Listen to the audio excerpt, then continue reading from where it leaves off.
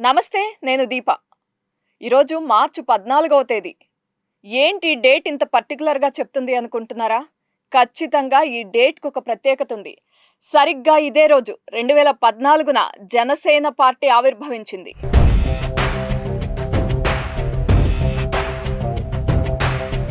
పవన్ కళ్యాణ్ పొగడ్తలకు పొంగిపోలేదు, విమర్శలకు కుంగిపోలేదు.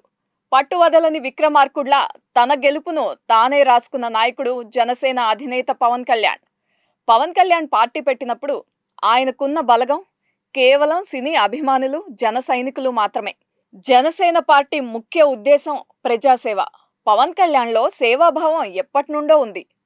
దాని నుండి పుట్టిందే జనసేన పార్టీ. అది 2014 మార్చి 10. ఆ రోజే ఎన్నికల సంఘాన్ని కలిసి పార్టీ పేరు నమోదు కోసం దరఖాస్తు చేశారు. మార్చి 14న జనసేన పార్టీ పెడుతున్నట్లుగా పవన్ కళ్యాణ్ అనౌన్స్ చేశారు. కానీ ఈసీ మాత్రం పార్టీకి అదే ఏడాది డిసెంబర్ 11వ తేదీన ఆమోదం తెలియజేసింది. పవన్ కళ్యాణ్ తన మొదటి స్పీచ్ని 2 గంటలకు పైగా ఇచ్చారు. అంతేకాదు అతను తన రాజకీయ చైతన్యం గురించి, తనపై వచ్చిన విమర్శలకు సమాధానాలు, విభజన జరిగిన తీరుపై ఆవేదన, పార్టీ విధానాలు అన్నింటినీ క్లియర్ కట్గా ప్రజలకు చెప్పేశారు. పార్టీ అయితే పెట్టారు, కానీ అందుకు కావలసిన పెట్టుబడి మాత్రం లేదు. అందుకే సినిమాల్లో వచ్చిన డబ్బునే పార్టీ కోసం ఖర్చు చేశారు. అలా 2014లో పార్టీ పెడితే 2017 అక్టోబర్ 24న హైదరాబాద్లో పార్టీ ప్రధాన కార్యాలయాన్ని స్టార్ట్ చేశారు. దీంతో 2014 ఎన్నికలప్పుడు నేరుగా పోటీలో దిగకుండా టీడీపీకి జనసేన మద్దతిచ్చింది.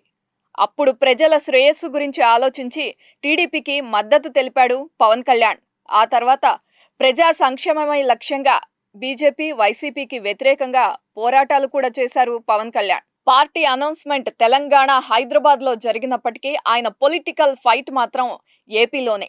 ఒకానొక సమయంలో జనసేన పార్టీని నడిపేందుకు డబ్బులు లేకపోతే తమ పిల్లల పేరుపైన ఉన్న డిపాజిట్లను కూడా తీసి పార్టీ కోసం ఖర్చు చేశారు అని చెబుతూ ఉంటారు. ఒక 3 నెలలు సినిమా కోసం కష్టపడితే కోట్లలో డబ్బులొచ్చి పడతాయి, లగ్జరీగా బతకొచ్చు. కానీ అలాంటివి ఆశించలేదు పవన్ కళ్యాణ్. ప్రజల మధ్య ఉండాలనుకున్నాడు. తన పార్టీ పేరుకు మాత్రమే జనసేన కాదు, జనం కోసం పెట్టిన పార్టీ ఇది అని ప్రజలకు చెప్పాలి అనుకున్నాడు. ఓవైపు అధికారంలో ఉన్న టీడీపీతో ఫైట్ చేస్తూనే ఉద్దానం గ్రామ సమస్యను తీర్చేశాడు. 48 గంటల్లో ప్రభుత్వం స్పందించేలా అక్కడ పర్యటించి వారి సమస్యలను తెలుసుకున్నాడు. అప్పుడున్న వైసీపీ ప్రభుత్వం కూడా అనుకూలంగానే స్పందించింది. అలా జనసేన 2017లో మొదటి సక్సెస్ను అందుకుంది. 800 కోట్ల విలువ చేసే Godavari mega aqua food park పశ్చిమ గోదావరిలో ఏర్పాటు చేస్తున్నారు. కానీ ఈ ఫుడ్ పార్క్ వల్ల అక్కడి వారు అనారోగ్యానికి గురవుతారని చెప్పారు. ఆ సమస్యను కూడా టీడీపీ ప్రభుత్వంతో మాట్లాడి తీర్చారు. మార్చి 2017 నాటికి ఈ ఫుడ్ పార్క్ నిర్మాణం ఆగిపోయింది. 2019 ఎన్నికలలో టీడీపీతో పొత్తు లేకుండా నేరుగా ఏపీ అసెంబ్లీ ఎన్నికల్లో బరిలోకి దిగారు. అప్పుడు జనసేన ఒక్క సీటును మాత్రమే దక్కించుకుంది. దీంతో పెద్ద ఎత్తున విమర్శలొచ్చాయి. పవన్ పోటీ చేసిన 2 స్థానాల్లో ఓడిపోయారు. దీంతో సినిమా అభిమానులు సైతం నీకు పాలిటిక్స్ ఎందుకు, వెళ్లి సినిమాలు చేసుకో అంటూ ఎగతాళి చేశారు. ఇంతటితో ఆగలేదు. పవన్ కుటుంబాన్ని సైతం రాజకీయాల్లోకి లాగారు. ఇతర ప్రత్యర్థి పార్టీలు ఎన్నో మాటలన్నాయి, కానీ ఎక్కడా కూడా పవన్ కళ్యాణ్ వెనక్కి తగ్గలేదు. వైసీపీ నాయకులు ఎంత ఇబ్బందులకు గురి చేసినా పార్టీని ముందుండి నడిపించాడు. అటువంటి సమయంలో కూడా మొదటి నుండి పార్టీకి, జనసేన అధినేతకు అండగా ఉన్న కొంతమంది నాయకులు, ఇక్కడ నేను పేరు ప్రస్తావన తీసుకురావట్లేదు, జనసేనను వీడి వెళ్లిపోయారు. అప్పుడు కూడా పవన్ కళ్యాణ్ ఎంతో ధైర్యంగా ఉన్నారు. 2022 మార్చి 14వ తేదీన తాడేపల్లి మండల పరిధిలోని ఇప్పటం గ్రామంలో పార్టీ ఆవిర్భావ వేడుకలు నిర్వహించారు. అప్పుడు జనం పెద్ద ఎత్తున వచ్చారు. డబ్బులు ఇవ్వకుండా ఎవరికైనా జనం వస్తారు అంటే అది జనసేనానికే చెల్లుతుంది. ఇక 2014, 2019 ఎన్నికల్లో జనసేన రాజకీయంగా పెద్దగా ప్రాధాన్యత సంతరించుకోలేదు. ఓవైపు ఏపీలో వైసీపీ అరాచకాలు ఎక్కువ అవుతున్నాయంటూ జనసేనాని ధ్వజమెత్తారు. దీంతో బీజేపీతో పొత్తు పెట్టుకున్నారు కూడా.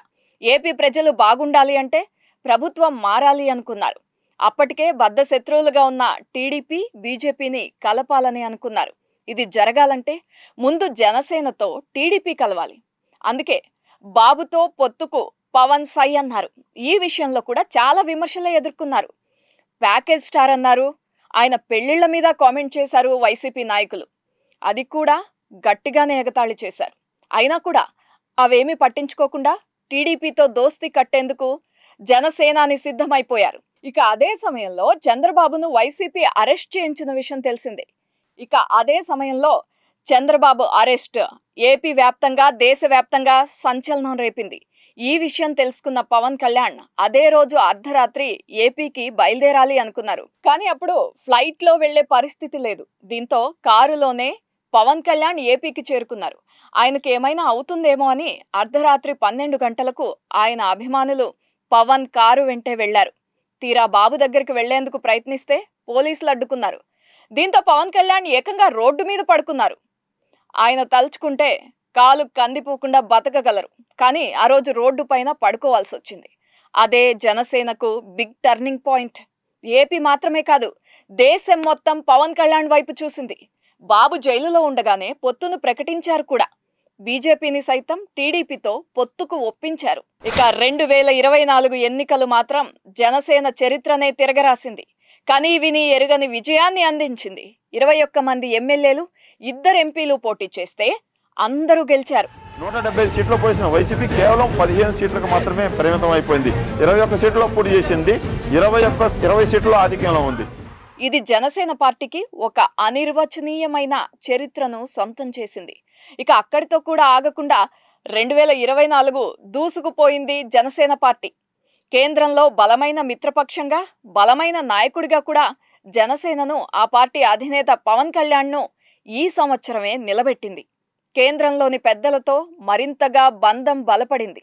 మహారాష్ట్ర ఎన్నికల్లో ఆయన చేసిన ప్రచారం కలిసి వచ్చి కేంద్ర పెద్దల వద్ద మంచి మార్కులు వేయించుకున్నారు పవన్ కళ్యాణ్. ఇక తిరుమల లడ్డు వ్యవహారంలో స్పందించారు పవన్ కళ్యాణ్.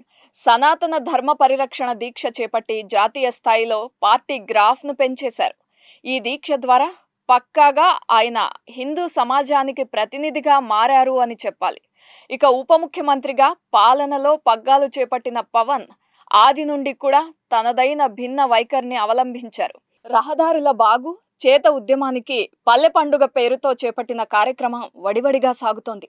ఇక కేంద్రం నుండి తన మంత్రిత్వ శాఖకు నిధులు రాబట్టుకునే విషయంలో తనే జోక్యం చేసుకుని కేంద్రం వద్దకు వెళ్లి నిధులు వచ్చేలా చేసుకున్నారు. ఇక గ్రామీణ ప్రాంతాల్లో కీలకమైన ఉపాధి హామీ చట్టాన్ని బలోపేతం చేయడంలో క్రెడిట్ మాత్రం పవన్ కళ్యాణ్కే దక్కుతుంది. అన్నింటికన్నా ముఖ్యంగా ఏ విషయంలో స్పందించాలో, ఏ విషయంలో మౌనంగా ఉండాలో రాజకీయంగా పవన్కు ఈ సంవత్సరం కలిసొచ్చింది. కీలకమైన విషయాల్లో సర్కారు ఇరుకున పడుతోందని తెలిసినప్పుడు తనదైన భిన్న ధోరణి ప్రదర్శించి సర్కారును బయటపడేశారు. అదే సమయంలో తన పార్టీ ఎమ్మెల్యేల పైన కూడా పట్టు దక్కించుకున్నారు పవన్ కళ్యాణ్. ఎవ్వరూ దారి తప్పకుండా చేయడంలో పవన్ కళ్యాణ్ జాగ్రత్తలు తీసుకున్నారు. ముఖ్యంగా చంద్రబాబు టీడీపీతో తన చెలిమి సుదీర్ఘకాలం ఉంటుంది అన్న సంకేతాలను క్షేత్రస్థాయిలోకి పంపించడం ద్వారా కూటమిపై వస్తున్న రూమర్స్కు చెక్ పెట్టడంలో ఆయన సక్సెస్ అయ్యారు. తనను నమ్మిన వారికి కూడా ఎమ్మెల్సీ సహా నామినేటెడ్ పదవులు ఇప్పించుకోవడంలో కూడా ఈ ఏడాది పవన్ మార్క్ స్పష్టంగా కనిపించింది.